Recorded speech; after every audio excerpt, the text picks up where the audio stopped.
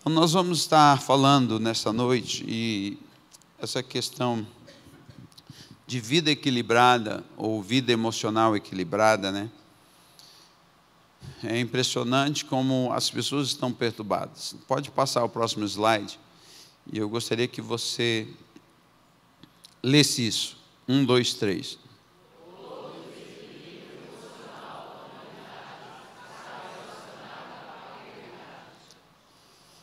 Todo desequilíbrio emocional da humanidade está relacionado à paternidade.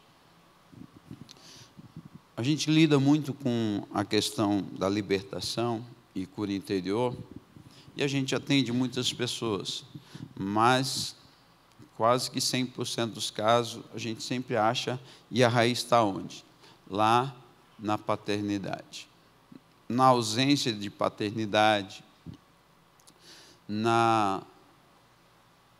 num pensamento que a pessoa tem que ele teve um pai ausente. Se você começa a buscar a raiz de tudo, você vai ver pais abusadores, padrastos abusadores, e abusadores em todo o tipo, emocional, físico, sexual, né?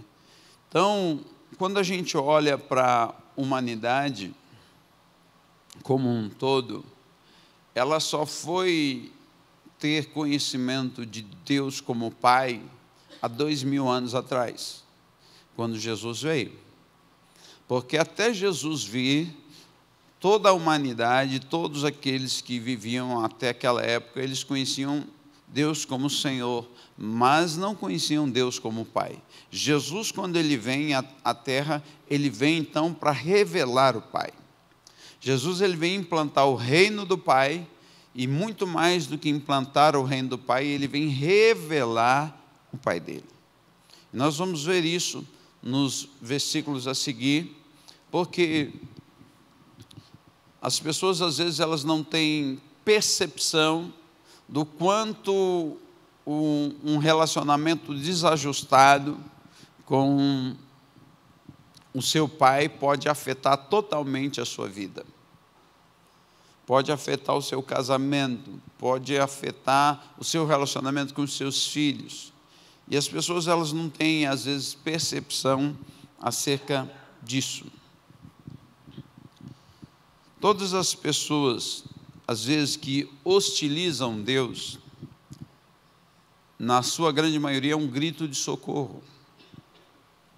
Você vê, às vezes, pessoas que debocham da religião, vociferam de alguma forma,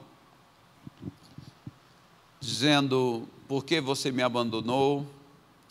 No fundo, é uma dor profunda, e a grande maioria da humanidade, diante dessa dor profunda que eles vivem no seu relacionamento biológico aqui, eles acabam transferindo isso para Deus. Eles canalizam isso para Deus. E às vezes, esse relacionamento com Deus passa a ser um relacionamento que não é um relacionamento como você gostaria. Por quê? Você lê algumas coisas na Bíblia e parece que aquilo não se encaixa com a sua realidade. Parece que a Bíblia está fora do contexto. Mas qual o contexto? O seu. E você se sente, às vezes, até desconfortável em ler determinadas passagens da Bíblia. Tem pessoas que têm dificuldade em chamar Deus de Pai. E eu não vou perguntar para você levantar a mão aqui, mas tem muita gente que tem facilidade para falar com Jesus, tem facilidade para falar com o Espírito Santo, mas tem uma grande dificuldade de falar com Deus, chamando Deus de Pai. Por quê? Porque existem limitações na sua alma e que te aprisionam. E isso acaba gerando um quê? Um desequilíbrio emocional, e você não sabe por que você age como você age. Você não percebe o que de fato existe dentro do seu coração. E é impressionante que, na verdade, as pessoas que têm algum tipo de mágoa, ressentimento com o pai. E geralmente esse tipo de pessoas julgam muito os seus pais. Passa um determinado tempo, as pessoas começam a dizer assim para você: você está igualzinho seu pai. E aí você dá 3 mortal para trás e fala: está amarrado. Por que isso? Porque você não quer ser parecido com o seu pai ou com a sua mãe. Mas Jó dizia lá em Jó 3,25, se quiser projetar esse texto, diz assim: o que eu temia me aconteceu, o que eu receava me sobreveio. Quando eu tinha 21 anos de idade, eu julgava meu pai, e quando eu tinha 21 anos de idade, eu me vi sendo uma fotocópia dele. Eu levei um choque. Foi aquela coisa de você cair em si e falar: meu Deus, eu estou indo pelo mesmo caminho. Isso é terrível. Isso mexeu com as minhas entranhas, abalou minha estrutura, e aí onde eu comecei a buscar muitas coisas, respostas. Eu sempre fui uma pessoa de buscar respostas. Se alguma coisa está acontecendo, eu quero encontrar resposta. Então eu vou buscar, eu vou ler um livro, eu vou tentar achar alguma coisa. Eu sempre me automedico através de livros, espiritualmente falando. Eu criei esse hábito na minha vida. Qualquer que fosse o problema, eu ia para uma livraria. E lá eu procurava livros que falassem de coisas que pudessem me ajudar. Com isso, eu li muito e fui encontrando muitas respostas e entendendo um pouco dessa coisa tão complexa que é a alma humana. É um universo muito vasto. A gente pensa no universo aí, verdadeiro que existe aí, a gente pensa que tamanho que é esse universo, mas quando a gente entra no universo da alma humana, isso é muito mais complexo ainda.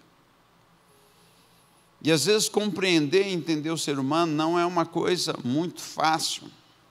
Relacionamento não é fácil, porque são 2 pessoas, às vezes convivendo debaixo do mesmo teto, com desejos e interesses totalmente egoístas, onde um quer algo, o outro quer outro, e ninguém quer ceder, e às vezes o inferno se forma naquele lar exatamente por falta do quê?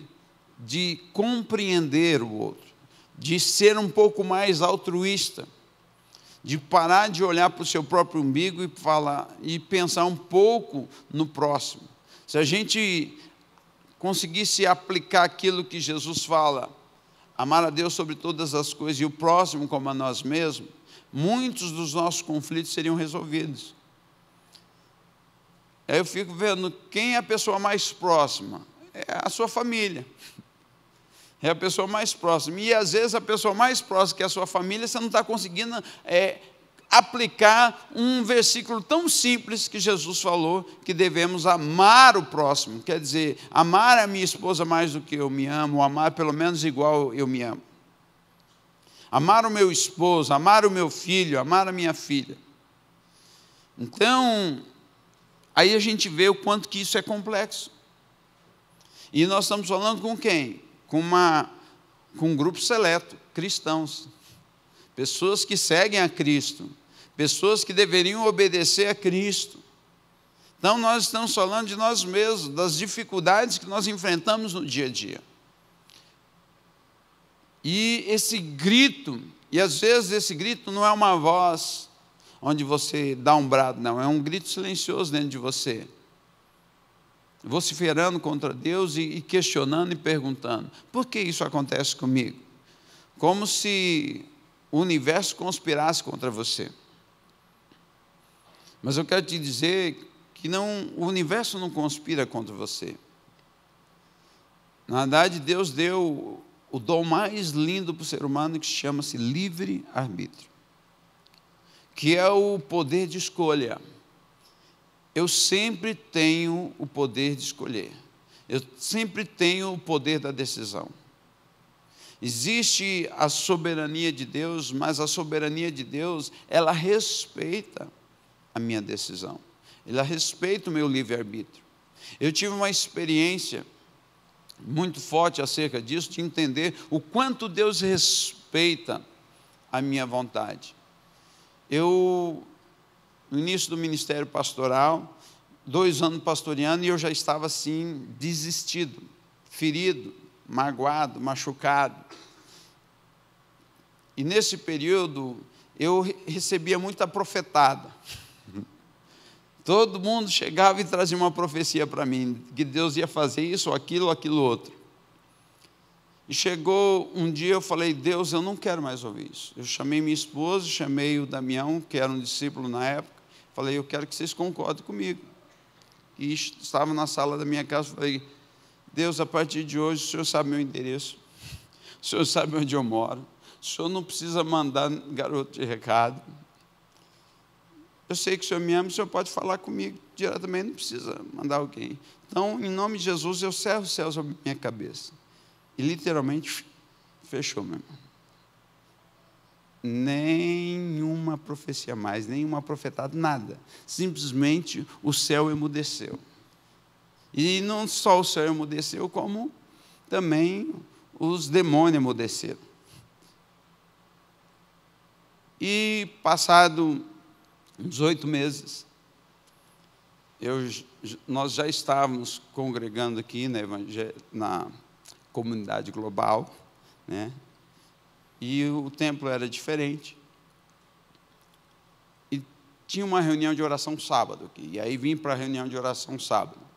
Na época, o pastor Daniel era o co-pastor, junto com o apóstolo era o pastor principal, o pastor Daniel era o co-pastor. E eu estava do lado do pastor Daniel assim, e começou aquele movimento de oração. De repente, o pastor Daniel começou a orar em línguas, e eu do lado aqui, posicionado, falei assim, Deus, eu não quero ouvir nada. Mas eu era uma pessoa que estava ferida com Deus. Eu estava machucado, e eu disse assim, Deus, não quero ouvir nada. E na hora ele parou de orar em línguas. Falei, amém, glória a Deus. Aí a pastora Maura, que era a líder da intercessão, veio caminhando, tal. Quando chegou na minha frente, ela parou, olhou nos meus olhos e disse assim, meu irmão, Deus manda te perguntar se você quer ouvir um recado dele. O chão abriu.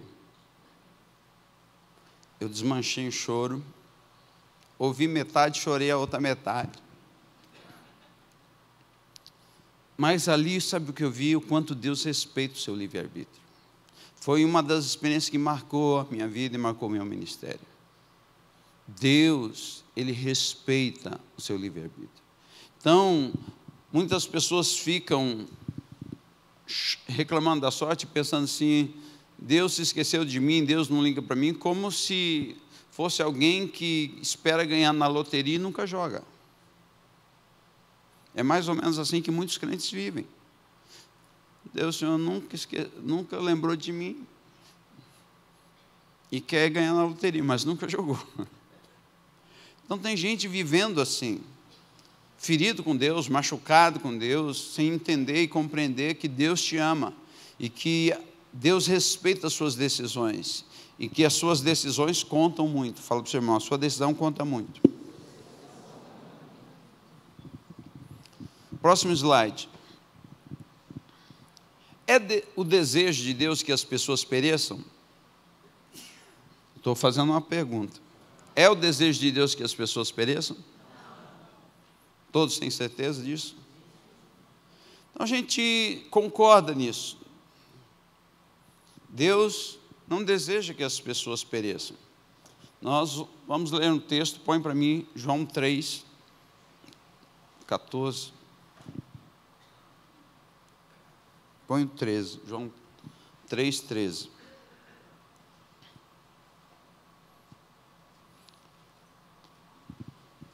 O Evangelho de João, capítulo 3, pode pôr a partir do versículo 14 mesmo. Quantos acharam?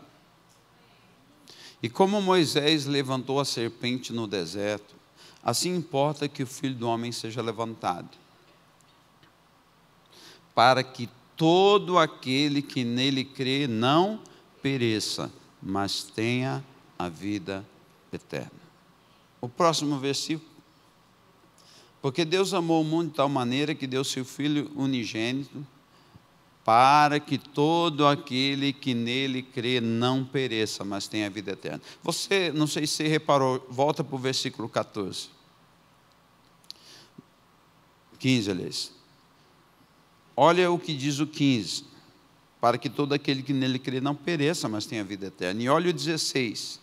Ele acrescenta o que Deus amou o mundo de tal maneira, e depois a parte B é o mesmo do versículo 15, para que todo aquele que nele crê não pereça, mas tenha vida eterna. E o que isso representa? Ele está reforçando duas vezes o mesmo assunto, mostrando o quanto Deus se importa com a humanidade. Mas aqui a gente vê nesse texto também uma coisa, o amor incondicional de Deus. Diga, amor incondicional de Deus. Quando você ama alguém, e de fato você ama essa pessoa, dizer para essa pessoa eu te amo basta? Sim ou não? Essa pessoa ela só vai descobrir que você de fato ama ela com as suas atitudes. Não é assim? É a sua demonstração através dos seus atos que vão demonstrar o quanto que você ama aquela pessoa. E muitas pessoas às vezes querem dizer que ama as pessoas, mas eles não têm essa demonstração. Porque ele acha assim, eu amo, mas ele ama como? Ele ama segundo o que ele acha que é o correto amor. Mas ele não foi buscar na outra pessoa para saber se é dessa forma que ela quer que ame. Eu me recordo num período que eu e minha esposa estava assim, eu falava A, ela entendia B, e ela falava B, eu entendia A, e estava difícil a coisa. E aí eu peguei e falei para ela assim, conversamos, entramos num acordo, faz o seguinte, você vai fazer uma lista das coisas que você quer que eu mude, e eu vou fazer uma lista das coisas que eu quero que você mude. Nós vamos trocar a lista, e nós não vamos falar nada um com o outro, e nós vamos orar. Está certo, beleza. Ouço, quando chegou a minha lista, eu quase dei 3 mortal para trás. Falei, não é possível que essa mulher está vendo tudo isso em mim. Eu sou o cara, e ela está me vendo um defeito em pessoa, meu Deus. Pensa na crise existencial que eu vivi naqueles dias. Olhando, falei, meu Deus, não é possível. E aconteceu a mesma coisa com ela, né? Quando ela olhou a lista dela, ela falou, meu Deus do céu. Mas nós decidimos não falar um com o outro, e eu fui para a oração. Por quê? Porque a gente tem um problema muito sério, principalmente casais, de não escutar o que o outro fala. Às vezes a mulher fala, mas entra por um ouvido e sai pelo outro. O marido fala, entra por um ouvido e sai pelo outro. Ninguém escuta ninguém. Mas quando chegou nesse momento, foi um confronto. E aí eu fui para Deus. E eu comecei, a primeira semana foi terrível. Mas depois eu comecei a olhar e falei, sabe que ela tem razão? E é duro quando você começa a ver que ela tem razão. O orgulho masculino é terrível, né? Você quer afundar com o navio, mas você quer afundar em pé, né? E foi um tratamento para mim. Saber que eu precisava mudar. Então, mas quando a gente ama incondicionalmente, a gente não vê o defeito do outro. E esse amor incondicional, sabe o que ele vai fazendo? Ele vai transformando você, cada dia mais, a se parecer mais com aquela pessoa com quem com quem derramou esse amor sobre você. E é isso que a Bíblia diz, que o amor de Cristo nos constrange.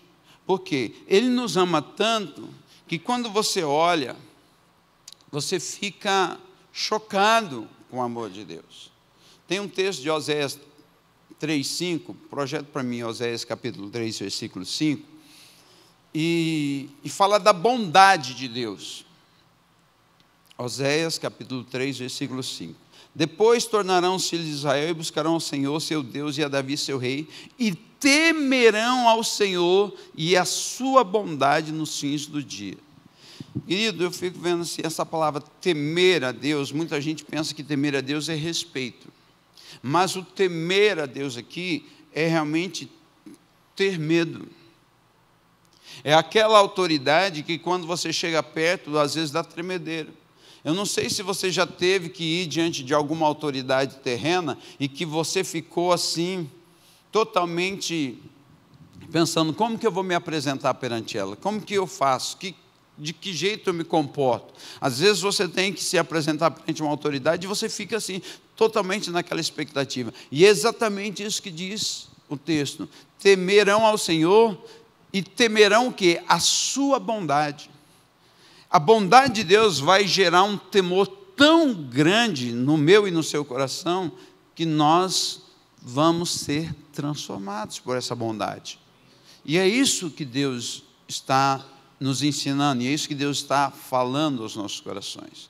Esse amor que Deus quer que a gente experimente cada vez mais. Coloque o próximo slide, por favor. A prova da bondade e do amor de Deus foi uma atitude, que é exatamente o texto de João 3,16, a atitude. Deus amou o mundo que Ele deu essa prova de amor. O próximo slide. Jesus veio à terra revelar a verdadeira identidade de Deus Pai. Nós olhamos lá para João capítulo 14, versículo 6. Quando Jesus está conversando com os discípulos e ele começa a falar que ele é o caminho. Vamos acompanhar esse texto, João 14, 6. Vamos orar que o Mac vai chegar mesmo. Mac Pro. Disse-lhe Jesus, eu sou o caminho e a verdade e a vida, ninguém vem ao Pai senão por mim. Próximo texto. Se vós me conhecesseis a mim, também conhecerias a meu Pai. O que Jesus está dizendo é isso, se vocês conhecessem a mim, vocês conheceriam o meu Pai. E já desde agora o conheceis, e o tendes visto. E aí ele dá uma afirmação, a partir de agora vocês o conhecem e tendes visto. Aí Filipe vai e fala assim, Senhor, mostra-nos o Pai, o que nos basta. E aí Jesus no versículo 9, retruca ele dizendo, disse-lhe Jesus, estou há tanto tempo convosco que não me tendes conhecido, Filipe. Quem me vê a mim, vê o Pai. E como dizes tu, mostra-nos o Pai. Então, Jesus, ele veio revelar o Pai. E ele mostrou isso muito claramente, principalmente para aqueles que andaram muito próximos dele. E esse amor, e eu fico vendo que eles não entendiam muita coisa desse amor, dessa bondade do Pai, né? Tiago e João quiseram botar fogo numa aldeia lá, porque não quiseram receber Jesus. Deus não é assim. E eu sei que muitas pessoas às vezes ainda têm essa visão de um Deus tirano. Um Deus, quando você erra, Ele está com um chicote pronto para te bater. E por que às vezes você tem essa visão? Essa visão distorcida você tem exatamente pela criação que você teve. Pelos traumas que ficaram lá do seu passado, e isso de alguma forma está afetando você. Isso faz com que você tenha um desequilíbrio emocional. Muitas pessoas hoje estão vivendo em estresse, depressão, ansiedade, estão vivendo, procurando, elas nunca se acham, elas sempre estão procurando algo. Por quê? Por causa dessa falta de experiência com Deus Pai. Desse relacionamento que você precisa desenvolver com Deus. Isso é desenvolvido. Entenda uma coisa, você não nasce hoje e se torna adulto amanhã. Foi um processo, diga processo. Libertação é processual, cura interior é processual. Existem coisas que acontecem imediatamente, às vezes você recebe uma libertação imediatamente, mas você vai ter que se adaptar àquela libertação, e aquilo é um processo, até você se conformar àquilo que você recebeu. Então, às vezes, você pode receber algo instantaneamente, mas para que você assuma essa nova identidade, leva tempo. Diga para o seu irmão, leva tempo. Não se conformar à identidade do Pai leva tempo. Eu tenho cada dia, cada vez que eu vou ministrar no mês de janeiro, e não só no mês de janeiro, mas quando eu vou ministrar qualquer área nesse tema, sempre Deus está me curando, sempre Deus está me libertando, sempre Deus está mexendo em alguma área que eu preciso ser ajustado. Como nós precisamos ser ajustados constantemente.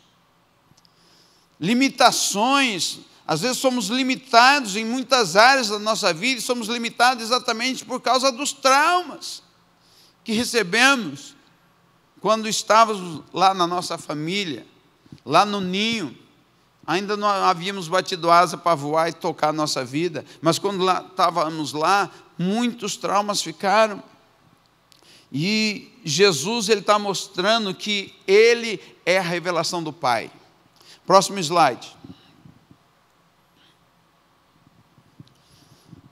Vamos olhar para essas 4 histórias aqui.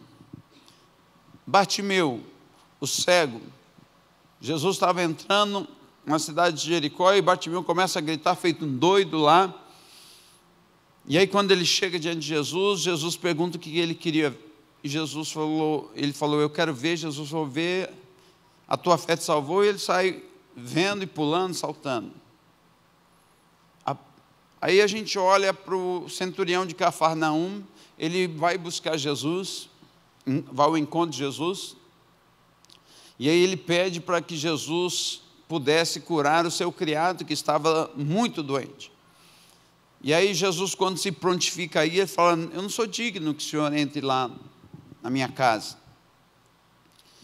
mas diz uma palavra, meu criado vai sarar. E aí ele fala que nem em Israel ele encontrou tanta fé. E o criado foi curado. Jairo, ele está com a filha de 12 anos, doente, quase à beira da morte, e ele vai procurar Jesus, Jesus vai com ele, e no meio do caminho, ele encontra a mulher do fluxo de sangue.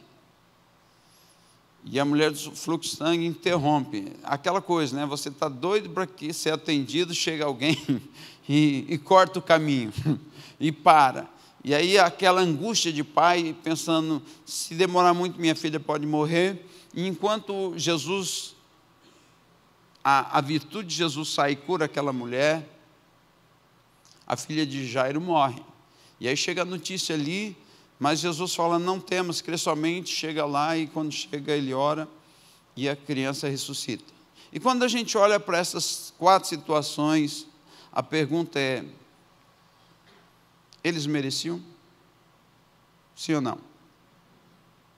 Claro que não. Ninguém merece.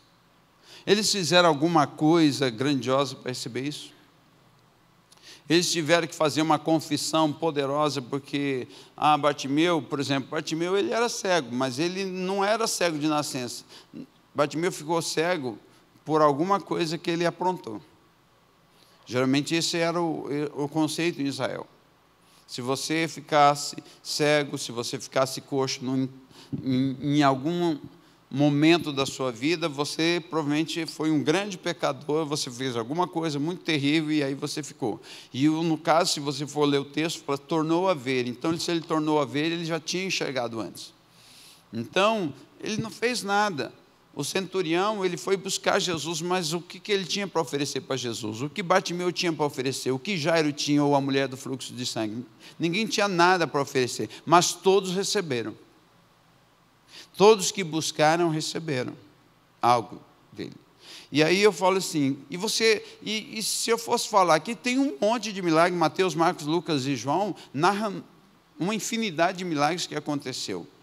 E fora aqueles milagres que não são narrados, mas são narrados no coletivo, onde diz que todas as pessoas que tinham algum tipo de doença ou enfermidade procuravam Jesus e eram curados, eram libertos. Tem muitos milagres que não foram narrados na íntegra, mas que houve uma grande mobilização de pessoas sendo curadas e libertas.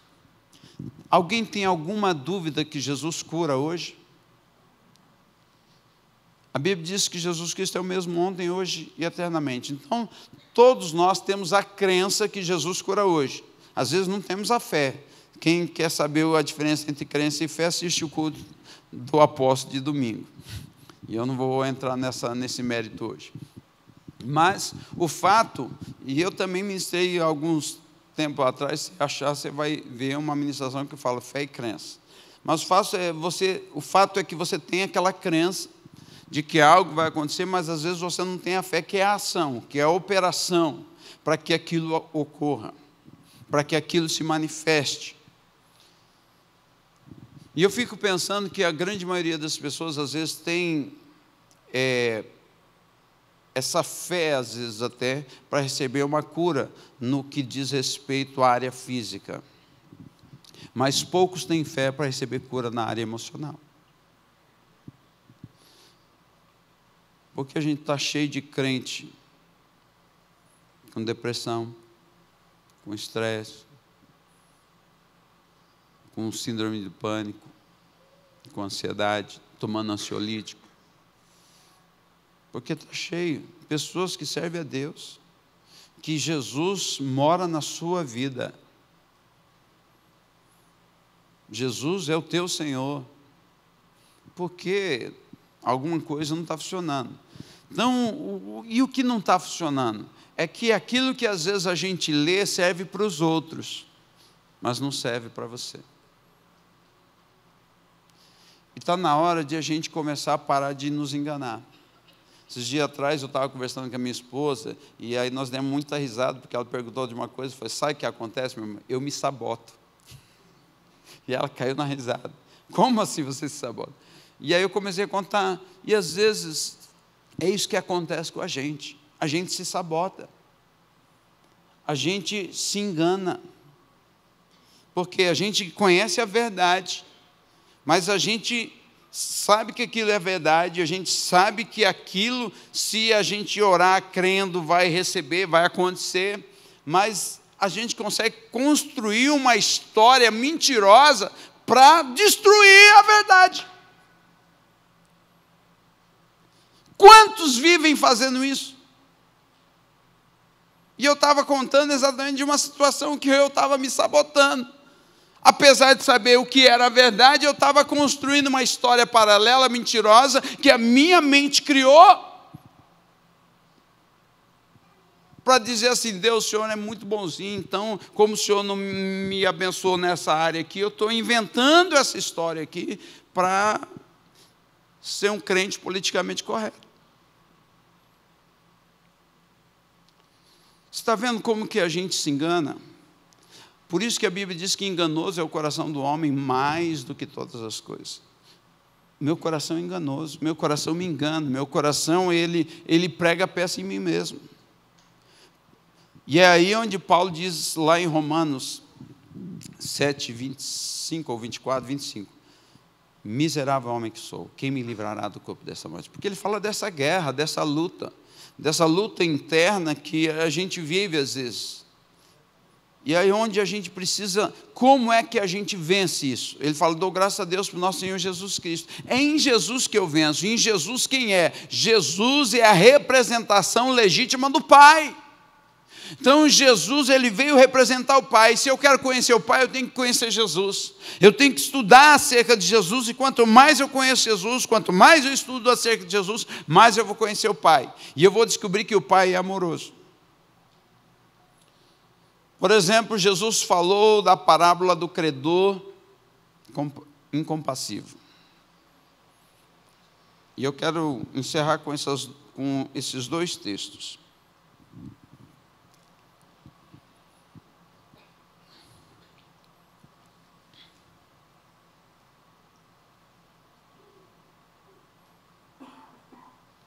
Antes, vou ler só Marcos 2:2. Põe para mim Marcos 2:2.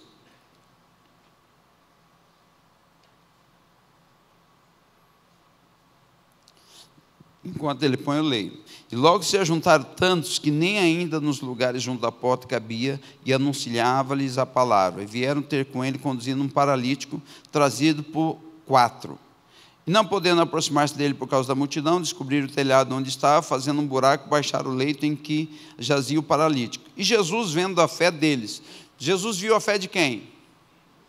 Não era do paralítico, era dos amigos. Né? Uma fé, rapaz, abriu o telhado, desceu um paralítico, o cara tinha que ter fé. Então, o que Jesus disse? Disse ao paralítico: filho, perdoados estão os teus pecados.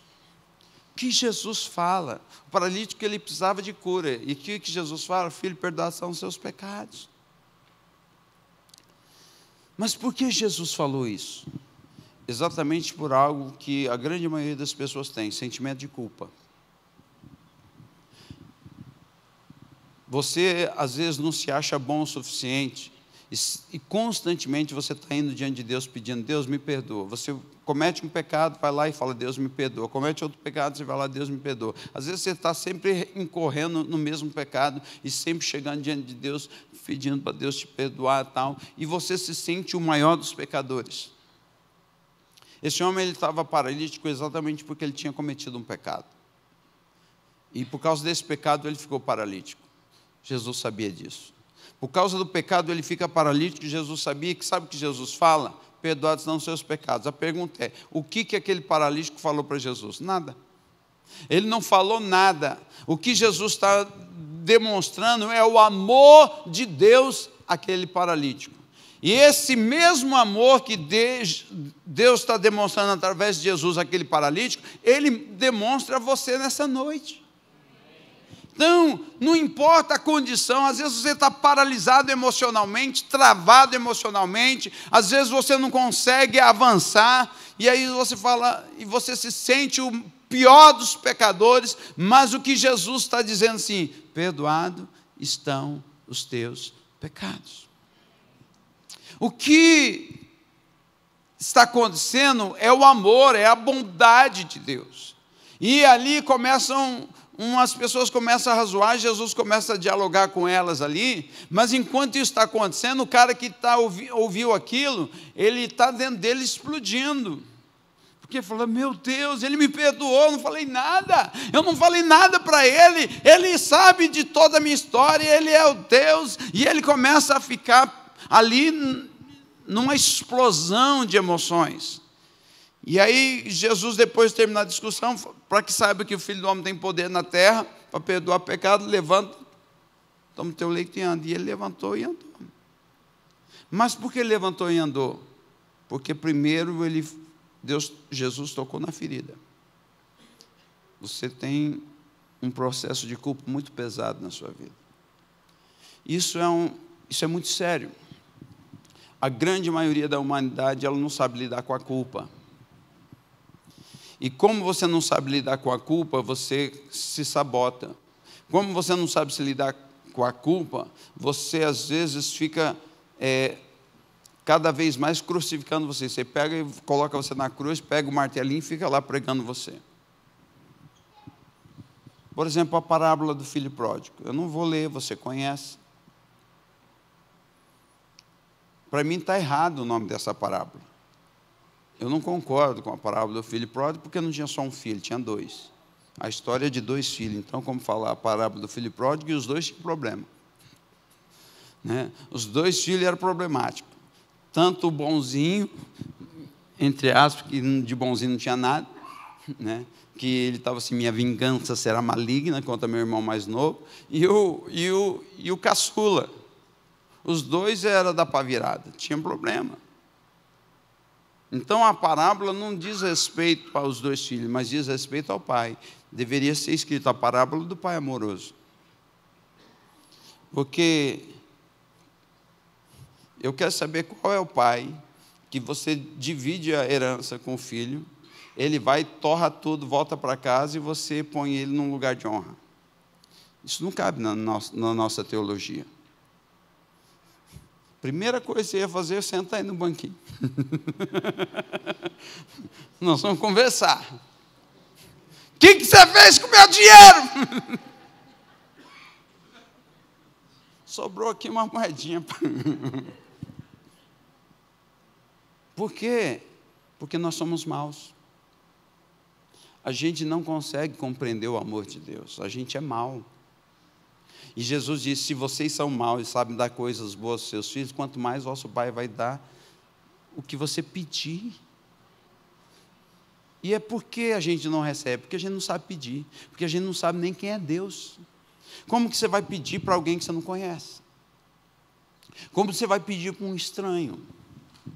Como você vai pedir se você está cheio de complexos, de culpa, e não entende a graça? O maior problema da igreja da atualidade é não entender a graça de Deus. O que é graça? Graça é favor imerecido. Põe o próximo slide.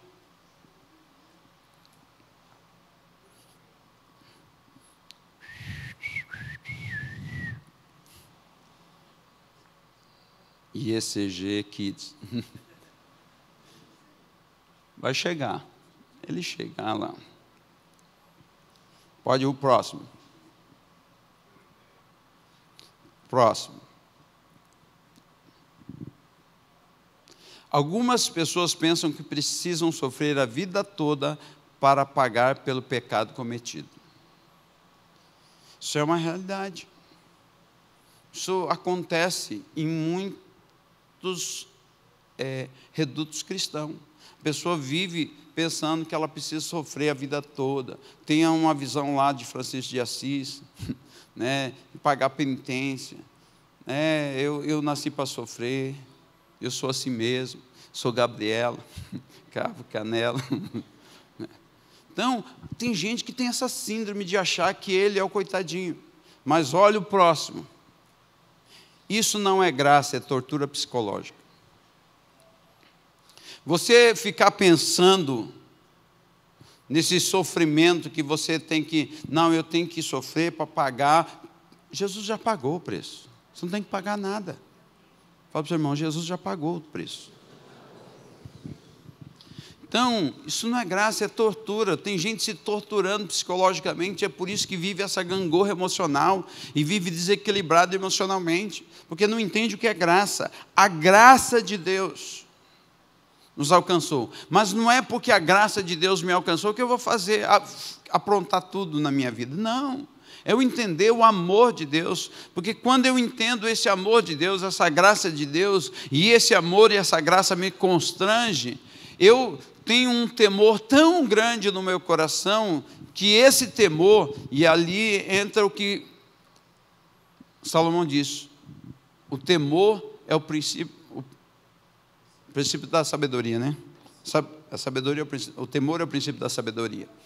Então, quando você tem esse temor a Deus, você é envolvido pela essa graça, e esse amor incondicional de Deus te alcança de uma forma tão grande, que você não tem coragem de pecar.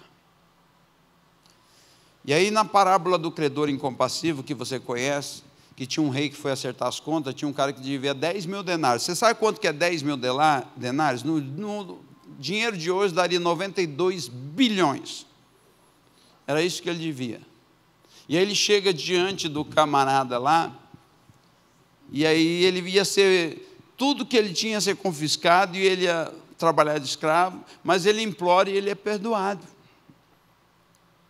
Mas aí ele sai de lá e encontra um cara que devia, nos dinheiros de hoje, 3 mil reais. E aí o cara não paga ele põe o cara na prisão. Mas aí o rei fica sabendo, alguém vai um dedo duro lá e conta. E aí o rei fica sabendo. E aí chega assim, eu perdoei aquela dívida enorme, você não deveria fazer a mesma coisa? Era 92 bilhões. Mas por que Jesus colocou valores tão altos e tão diferentes? Exatamente para mostrar que é impagável a graça. O perdão é impagável, o perdão de Deus é impagável. Eu e você podemos trabalhar a vida toda, nunca vamos conseguir pagar a dívida que a gente tem com Deus. E o que ele está dizendo assim, mas eu perdoei você. E o que ele está dizendo, você deve fazer o mesmo. E é isso que nós vamos fazer. Duas coisas. Nós vamos realmente aprender a perdoar. Quem sabe você atravessou o ano com mágoas no seu coração, com pessoas que te fizeram mal, pessoas que te machucaram, pessoas que te feriram, e você está aprisionado por conta disso. Entenda que quando você tem mágoa acerca de uma pessoa, você dorme com ela todo dia. Ela não sai do seu pensamento 24 horas por dia. Você está dirigindo, ela está no seu pensamento. Você está deitado, ela está no seu pensamento. Você fica rolando na cama, ela está no seu pensamento. Por quê? Porque você está magoado, porque você está ferido, porque você está ressentido. Às vezes não é uma coisa tão grave assim, mas toda vez que você lembra daquela situação, você sente aquele calor. Ai, meu Deus. Se você vê a pessoa aqui, o seu coração palpita. Então isso prova que você não perdoou, que você ainda guarda mágoas. Mas o que Deus quer é que você aprenda com Deus. Jesus lá na cruz, o que ele diz? Pai, perdoa-lhes, porque não sabem o que fazem. Então, o que Jesus estava mostrando é que o Pai age assim. O Pai tem um coração perdoador. E que nós, como filhos desse Pai, devemos ter esse coração perdoador. Não importa se o teu pai biológico te feriu, não importa se o teu padrasto, não importa se alguma figura de autoridade te feriu. Eu quero te dizer que você só vai se ver livre dessa situação se você perdoar o agressor, se você perdoar o ofensor. Não tem outra maneira de você se ver livre senão você perdoar. E aí você pode dizer assim, eu não estou sentindo, mas perdão não diz respeito a sentimento, porque o que Jesus estava sentindo naquele momento da cruz era dor. Mas ele perdoou, não diz respeito a sentimento. Diz respeito a uma decisão. Diga, perdão é uma decisão. Esse é um ponto. O outro ponto é a questão da culpa. Esse sentimento de culpa. A equipe de louvor já pode se preparar. Nós vamos orar. Mas antes de orar, eu só quero finalizar. Esse sentimento de culpa que às vezes você tem e que às vezes você culpa Deus. E as pessoas pensam, posso eu culpar Deus? Inconscientemente, muita gente tem culpado Deus. Das coisas não funcionarem mas na verdade, Deus não tem nada a ver com isso. Muitas vezes as coisas acontecem, e a grande maioria das coisas acontece na nossa vida exatamente pela nossa atitude ou pela nossa falta de atitude. E é por isso que muitas coisas não funcionam na nossa vida. E aí, às vezes a gente fica pensando, Deus não esqueceu de mim, cadê Deus? Não, Deus ele está esperando que você se movimente. Deus está esperando que você realmente reconheça que você precisa dEle, que você precisa da ajuda dEle. Nós vamos orar agora. Eu quero convidar você a se colocar em pé.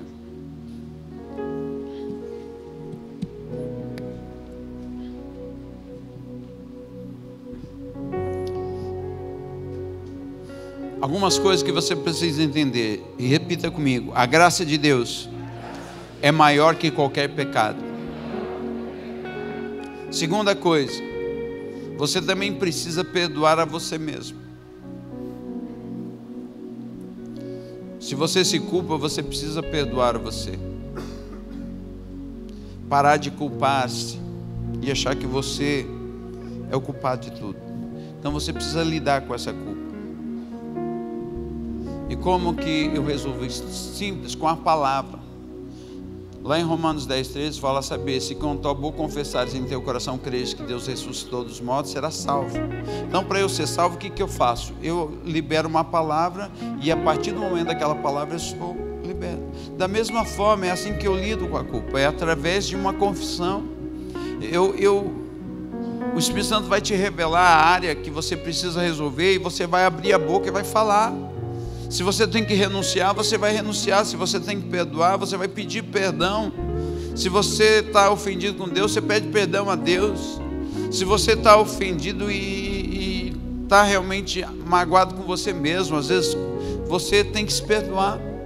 Eu já peguei pessoas, atendi pessoas e que elas não conseguiam se perdoar. E aí eu digo para ela: você é maior do que Deus? E ela assusta, porque eu falo: você é maior que Deus? Ela fala: claro que não, pastor. E aí eu afirmo: não, você é maior do que Deus. E ela fala: mas como assim, pastor? Eu falo: olha, se Deus te perdoa e você não consegue perdoar você, então você está dizendo que você é maior que Deus. Porque Deus, o Criador dos céus e da terra, Ele te perdoa quando você confessa o seu pecado e se arrepende. E como você não consegue perdoar a si mesmo? Eu atendi uma pessoa que a criança dela, menos de 2 anos, puxou a mesa. Ela foi preparar água para o banho e ela puxou a mesa, e a mesa caiu em cima da criança e matou. E a mãe se culpava. E eles fizeram até um altar, fizeram camiseta e mantinham essas camisetas como um altar à memória da filha. E eu tive que ir trabalhando para desconstruir toda essa história dentro dela e mostrar que, quer dizer, foi um acidente, mas ela se culpava. Ela não conseguia perdoar a si mesma. E já tinha tentado 2 vezes suicídio. Então, às vezes, você está nessa condição. Você, às vezes, já até pensou em suicídio. Já pensou em tirar a sua própria vida. Mas eu quero dizer, perdoe você. Você é a criação de Deus. E você é tão importante que Deus morreu na cruz, enviou o Filho dele para morrer na cruz por você. Tamanha a sua importância. Você é a coroa da criação de Deus.